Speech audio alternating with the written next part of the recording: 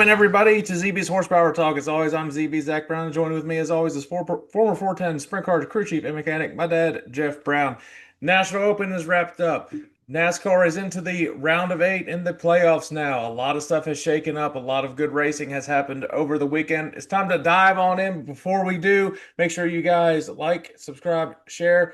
And make sure you check out the YouTube channel, Facebook, and Spotify. And make sure you follow all social media platforms. Now let's get this started and talk about NASCAR at the Roval. The Roval added a lot of excitement. As much as I trash talk it, it still was a lot of excitement besides the winner. The Right. winner was very clear. It was going to be SVG the entire day, even before when it was actually put on the calendar, knew he was going to win. Uh, Battle was kind of for second. Larson was the second fastest car all day. I mean, he had Yeah. the second one. Uh, the thing that was shaken up was the battle between Chastain and Logano, who was going to advance, and it all came down to who was going to pit, who was going to get tires, and work that strategy. Chastain elected to stay out. Clearly did not work for him. Logano pit, and he was able to end up passing Chastain and even get more positions. Chastain lost a few more positions. Tried to dive bomb it at the very end, but too little, too late. Missed the cut just short. And I mean, we predicted that Chastain was going to shake some things up. Yeah. He always does on the cutoff races. SVG winning by 15, 16 seconds. But the only reason it was by that much is different strategy. He decided to stay out. Larson pit. That was the only way Larson would have had a chance to beat Yeah. SVG unless there was a caution at the end. There was just no one was going to catch him. Yeah. Larson was the only one, and actually Bell wasn't too bad. They were within a few seconds of SVG this time, so at least it was closer. Yeah, Larson pitting.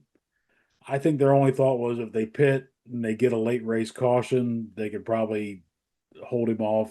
But with SVG, he didn't pit, and he You, had a you 20 had second to lead, and it came down to 17 seconds. It they was, they had to do what SVG didn't. That was the only yeah. way to. Yeah, You that had was to their try. only, and they had to get a caution to make that pit strategy work. Otherwise, they should have just stayed. But they would have ran second and third anyway. So That's just where it would have ended up. SVG was just very impressive. He took care of the car just like he always does on these road yeah. courses. Now at the very end, I saw it smoking, and I thought the tire was going down. I think he just spun the tire coming Well, into the no, he oval. actually said he had a tire issue.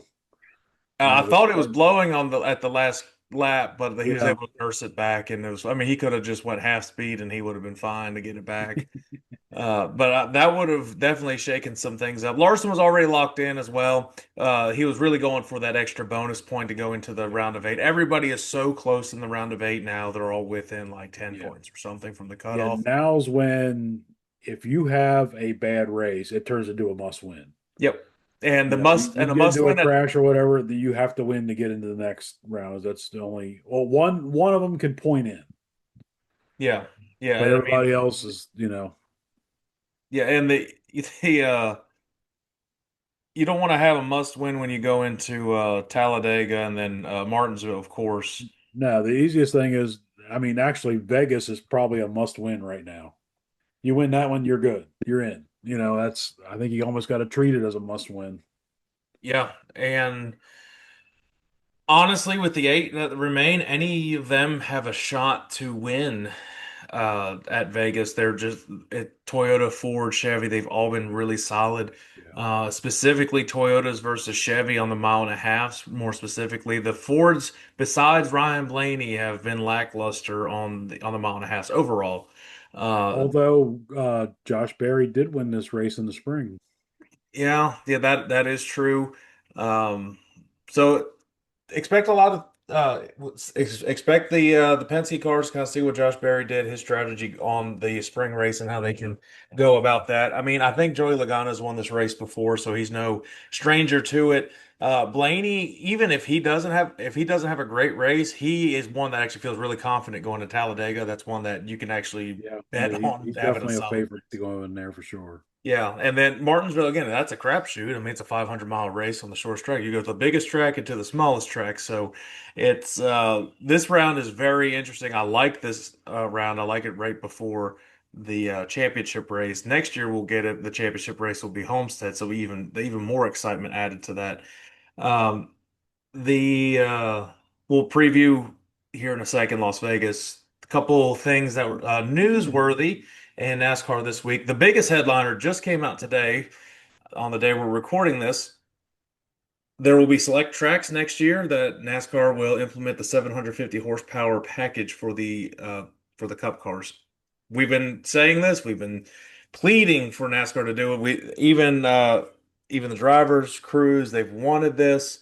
It's going to put on better racing. I hope they do it for races such as like Bristol is one of them. The smaller tracks. I mean, you've got Dover. That's the ones I think the higher I horsepower hope you it's want. anywhere but a plate track or Yeah, you whatever. don't need they don't need 750 for the plate tracks. That's not necessary.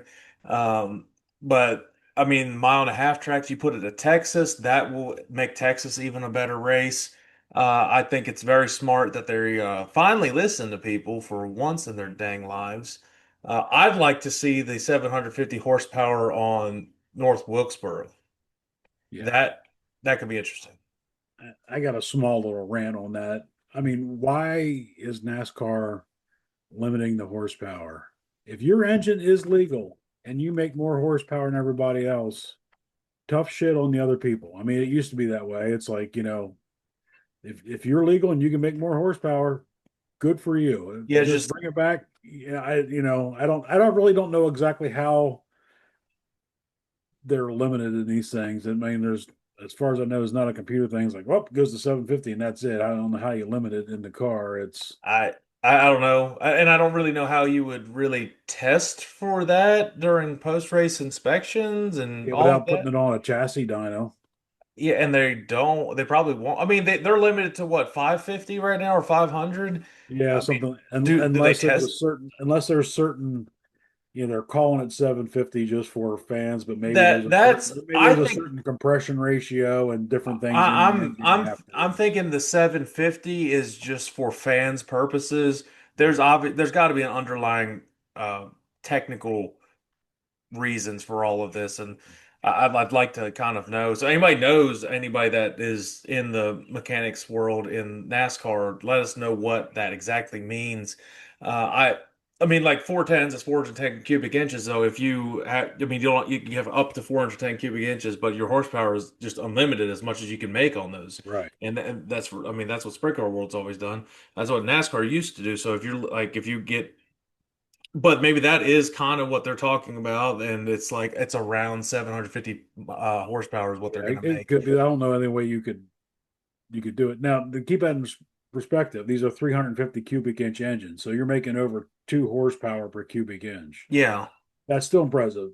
Getting 550 out of a 350, street cars can do that. I mean, yeah, it's just yeah. Well, I mean, pretty good street cars, but yeah, yeah. I mean, it's not difficult to make a 550 pound streetable 350. So that should not even be in a race yeah. I car. mean, that's like the Mustangs, the GT Mustangs that they'll make with the Roush package. That's around what they make, or Mustang police cars Yeah, make around that. Not quite yeah. as much, but I think they're around 450-ish around there. They hum. I will say Oh yeah. that. I thought I took another picture of something that's significant.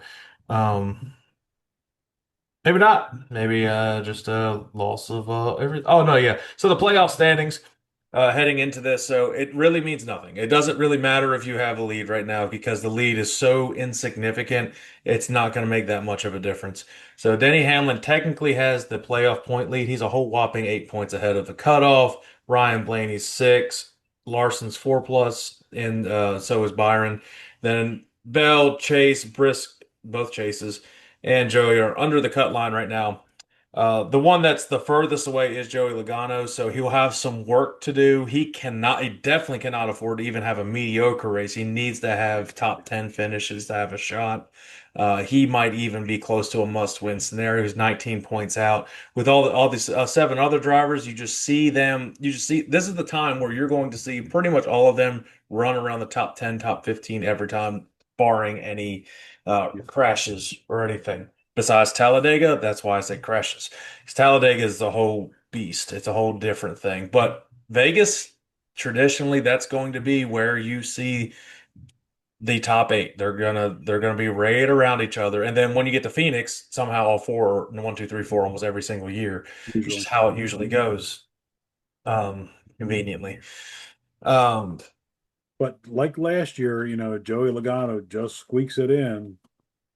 All of a sudden, it's like you keep him around, he He's shows he up here. Yeah, I mean, is he the most dominant driver ever? No, but Yeah, right now he's probably the slowest of the eight cars, but you give all it him takes is one good if you race. give these Fords a chance at Phoenix, you're in trouble. If one of these Fords, which there's two, if Blaney or Logano or both make it to Phoenix like they did last year, one of those Yeah, two is going to win the championship. most That's my likely. hot take, and it's not really much of a hot take. I And mean, they're one of those just Fords is going to get in the final four. I think, well, if I and what I have on my final four, I still think it's going to be Blaney. I still have I agree. Blaney in there, um, and and Bell's still alive. I still think he makes it in. I think he's just too good to miss out again. And I had Larson, and I think I had Denny as well. So I mean, it's my final eight. The only one that's off again was SVG. I'm telling you right now, I wasn't too far off. If he didn't miss out on that first round, he'd be in the round of eight. Yeah, So let's talk about Vegas. This is probably the second best mile and a half track they have right now behind Kansas. I seems know like it that. puts on a good race. Yep, always does. This is a daytime race, so it is not as hot as the normal traditional Vegas. I wish Vegas was a night race, so that'd be Saturday night in Vegas. That'd be pretty freaking cool.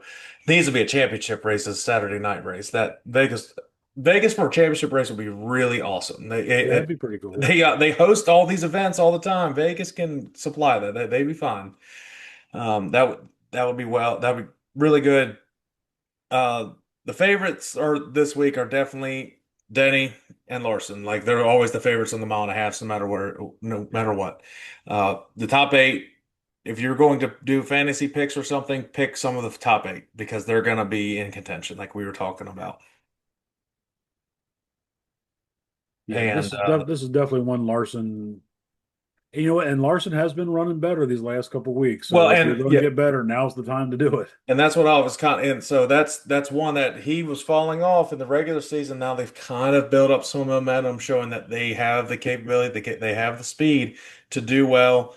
All the Hendricks, really, especially the Mhm. ones, more specifically the ones in the championship running. Chase has been running consistently. Byron's kind of just been there. He's just there. He hasn't Yeah, been dominant like yeah, he has been yeah. He's somewhat, but he's probably, early he's been great. He seems like he struggles a little later in the year. So we'll see if But he can turn that around. if I have to think, I think he's due for something, at least some good runs. And I'd love to see Willie B in the championship four get another shot at it. He's a good driver. Um, yeah, Vegas is going to be a lot of fun to watch, and this is the one where you can predict it a lot better than the next two, and that's the same for people in the garage. Yeah, I think we're in for a good running. I mean, the season's wrapping up. This is going to be one of the best races towards the end of the year. I definitely think I think it usually is, and I think it's smart they're going to roughly a mile and a half track for the championship too. This car just does so well at them. yeah. It seems like they got the package, and next year's going to be interesting with the extra horsepower. I'm Hopefully, just they curious run which these on. I'm curious which tracks they're going to decide. I say run it on all of them except for the super speedways. I'd like to see how they do on Martinsville. I don't know why you couldn't. I just want to see Road what the difference courses. would I be. mean, run it everywhere, but Talladega, Daytona, Darlington with the and 750. maybe and probably not Atlanta. No, you don't. Yeah, you don't need no. Yeah, I Um, mean they used to be making 900 horsepower. They were running all these tracks. This Darlington would be car pretty this car awesome, handles better now. So and they're safer. I mean, yeah, they are run they. it. You know, Um, yeah. As much as I ranted about the Roval, put on a good show to it set was up pretty this. exciting. Chastain dives it in, spins Denny out, But slams it in reverse. I'm not buying what NASCAR always tries to sell with it. That was going to happen regardless of what the cutoff race was going to be. It always is. It always has a bunch of excitement. So just I I guarantee if that was a 500-mile oval race, it would have been just as exciting. I agree. Let's dive in then into our NASCAR fantasy for Las Vegas. I mean, this is Vegas, Viva Las Vegas. This is where all gambling happens, and Am I taking gambles this week? Not really. A little bit for my fantasy I got a purposes. But little amount. I have to save some drivers. I have some drivers I either have one or two left, and I think they're going to be potentially in the final four. So I have to save them for that. If you think a driver's going to be in the final four and you're running out of them on the fantasy, keep them. Wait till Phoenix because somehow they always end up running well at Phoenix. If you're close in your fantasy league, that's what I would do. Um, this week for sports books purposes, look at Toyota and Chevy, but don't be surprised if those Penske's kind of just show up towards the end. Specifically, Ryan Blaney Ryan Blaney will probably qualify about 15th to 20th, and he'll just show up in the middle of the race, just at Yep. leading. Just that's how Ryan Blaney's always raced. He doesn't dominate races, but he is so methodical and smart with racing. Very much like Harvick was. It's all of a sudden, where did he come from? Exactly. So let's get into our NASCAR fantasy lineup. You can see the standings on the screen right now. I'm still in the lead.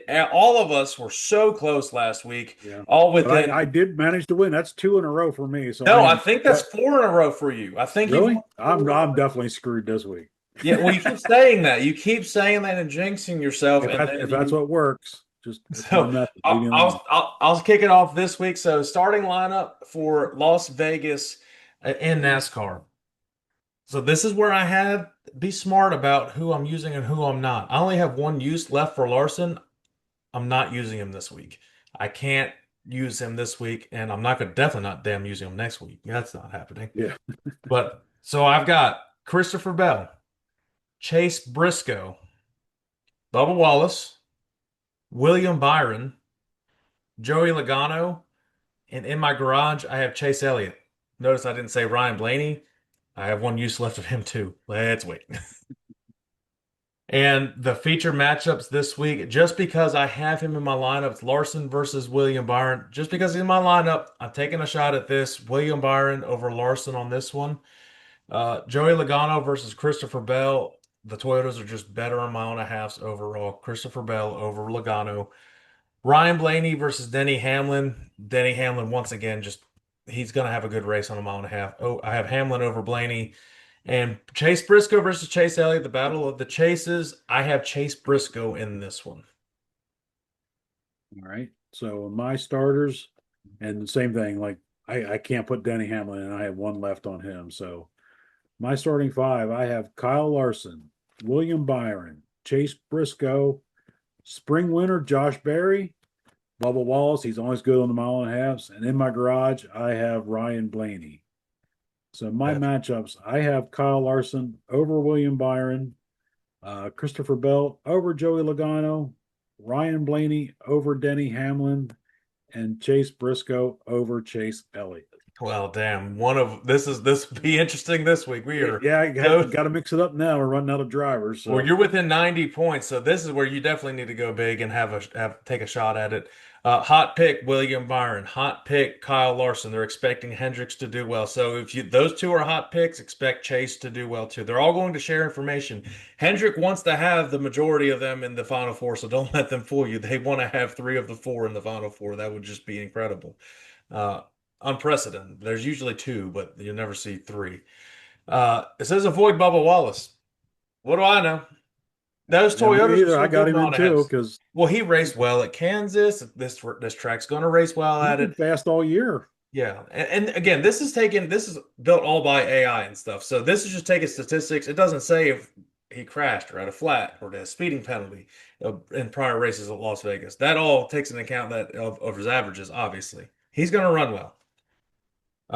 It says avoid Ryan Blaney. Don't avoid Ryan Blaney. Ryan Blaney in the playoffs is a different type of driver than the normal ones you would see during the year. He will find a way to be in contention for this one. Yeah, and all these guys that are in the top eight, they're not going to hold back. They're all going to want to run very well. So it's not like it's going to be, if we get a top 15, we're going to be happy. No, it's going to be they want a top five this week. Yeah. And the sleeper, and I agree with this. Every time he gets eliminated, he randomly starts racing amazing. Ross Chastain. Yeah. He's going to be the one that tries to take away the wins from these guys to lock into the final rounds. So look, definitely watch out for Chastain. I like that sleeper pick there. Not to win, but I think that I probably have a top 10 if I had to guess. Could very well. Yeah. All right, so our race winning picks for this week. You got. I'm kind of considering who I've got in my fantasy lineup and stuff. And this driver is in my fantasy lineup. He is my championship winner. He's got to lock in on one of these races. So for my championship pick to be correct, he's got to win this race to lock in. I have Christopher Bell winning Las Vegas. Okay. So in mine, this is kind of funny because I actually, in my feature matchups, I do not have him winning it. But to win the race, I'm going to go with Willie B. He's, like you said, he's due for one. So I think Willie B locks himself in. Mom's pick is Kyle Larson, so she's taking low hanging fruit there. Well, I Larson locks in. We'll be not upset about that. No, Um, I'd be cool if Willie B locks her in too. That'd be all right. Yeah, honestly, really, any of the, well, for our purposes, any of the, honestly, the only one I don't really want to see advance, well, two of them. There's two people I don't really want to see advance as a fan. I don't care to see Danny Hamlin advance, and I don't care to see Joey Logano advance. Other Right. than that, I'm not going to be mad at anybody else on it. No, I agree. Nobody else pisses me off. So, I mean, Chase Briscoe, I mean, he's pretty down to earth, pretty chill. Blaney, obviously, you've known the entire Blaney family forever. So, and his uncle became the oldest World of Outlaw winner this year. So, I mean, maybe there's some good Blaney juju right now. Yeah, heck yeah. Why not? All right, let's finish up and talk about the Williams Grove National Open, one of the biggest sprint car races still in the entire country. Put on some really good racing. Posse swept the first night, 1, 2, 3 finish with Chase Dietz getting the win. What Chase Dietz over at Eldora comes to Williams Grove and ends up doing well. And Yeah. I think Danny Dietrich, no, did Danny Dietrich get second or was it Lance got second? Uh, Lance was second, Danny third. There, okay. And Danny had a shot at the actual Open at the Yeah. big race. But Sheldon Haudenschild, he hasn't run too great lately, and he took Being advantage especially of it. being out of that car next year, put it to him. He was good all night. Yeah, I was hoping there was going to be a late race restart. I would have liked to see between between Danny Dietrich, Lance was racing in contention too. I thought they were going to race a lot more side by side, and Lance or Dietrich was going to have a shot at taking taking that win. It was good racing. The track looked really good. If there's an outlaw that win, I think that's the outlaw that people are okay with winning. A lot Yeah, of people, probably. I think a lot of people in that area really like Sheldon. He Well, doesn't, Jack used to run the Weicker car, so I mean, yeah. we So all remember. yeah, so I don't think anybody was upset. I think the only one really anybody would be upset about if it was David Gravel. They Then just then probably and Carson Macedo kind of gave shit to his whole crew after not winning the first night. Saying how his car was awful. I'd be like, you don't do that on the public speaker. It sounded like Raymer told he's talking shit. yeah, Just remember, guys, your mechanic can flip you anytime he wants. yeah, Just keep that in mind. and But some sad news after the Williams Grove National Open, sprint car legend Hall of Famer Bobby Allen passed away at age 81, which is weird because there's pictures of Dad and Bobby Allen in the pits Friday or Saturday at Williams Grove, and it's just, condolences to their family. I mean, you just never know. but you know what? That's the way Bobby Allen would want to go out is finishing up seeing the Williams Grove National Open. And I mean, if there's any way a sprint car legend can go out, it's being at that track and seeing his Yeah, final race for real. there. So that was pretty cool. I saw him riding on his little scooter and talking about they had Yeah. a good Yeah, because he was picture of actually that. talking to Dad, says, "Man, you walk everywhere." Yeah, I don't think Pop's ever rode in a golf cart besides going into the infield to do the open red flag on certain Yeah, no, tracks. not too often. That's about it. No, he's always wandering somewhere.